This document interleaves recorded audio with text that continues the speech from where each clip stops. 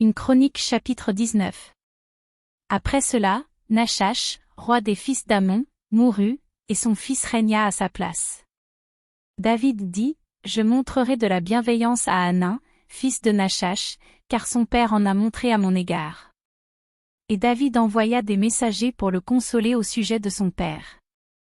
Lorsque les serviteurs de David arrivèrent dans le pays des fils d'Amon auprès de Hanan, pour le consoler, les chefs des fils d'Amon dirent à Hanan, penses-tu que ce soit pour honorer ton père que David t'envoie des consolateurs?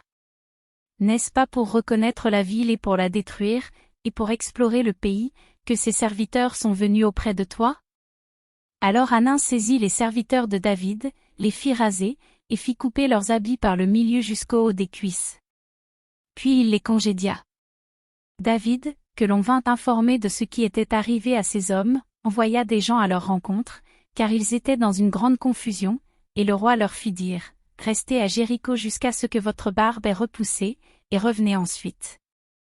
Les fils d'Amon virent qu'ils s'étaient rendus odieux à David, et Hanan et les fils d'Amon envoyèrent 1000 talents d'argent pour prendre à leur solde des chars et des cavaliers chez les Syriens de Mésopotamie et chez les Syriens de Maca et de Tsoba. Ils prirent à leur solde 32 000 chars et le roi de Maca avec son peuple, lesquels vinrent camper devant Médeba. Les fils d'Amon se rassemblèrent de leur ville, et marchèrent au combat. À cette nouvelle, David envoya contre eux Joab et toute l'armée, les hommes vaillants.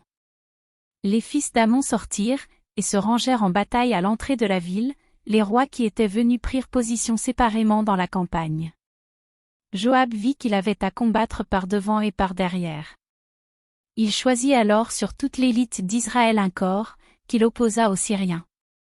Et il plaça sous le commandement de son frère Abiscaï le reste du peuple, pour faire face aux fils d'Amon. Il dit, si les Syriens sont plus forts que moi, tu viendras à mon secours, et si les fils d'Amon sont plus forts que toi, j'irai à ton secours. Sois ferme, et montrons du courage pour notre peuple et pour les villes de notre Dieu, et que l'Éternel fasse ce qui lui semblera bon. Joab, avec son peuple, s'avança pour attaquer les Syriens, et ils s'enfuirent devant lui. Et quand les fils d'Amon virent que les Syriens avaient pris la fuite, ils s'enfuirent aussi devant Abiscaï, frère de Joab, et rentrèrent dans la ville. Et Joab revint à Jérusalem. Les Syriens, voyant qu'ils avaient été battus par Israël, envoyèrent chercher les Syriens qui étaient de l'autre côté du fleuve, et Shophak, chef de l'armée d'Adarézé, était à leur tête. On l'annonça à David, qui assembla tout Israël, passa le Jourdain, marcha contre eux, et se prépara à les attaquer. David se rangea en bataille contre les Syriens. Mais les Syriens, après s'être battus avec lui, s'enfuirent devant Israël. David leur tua les troupes de 7000 chars et 40 000 hommes de pied, et il fit mourir Shophak, chef de l'armée.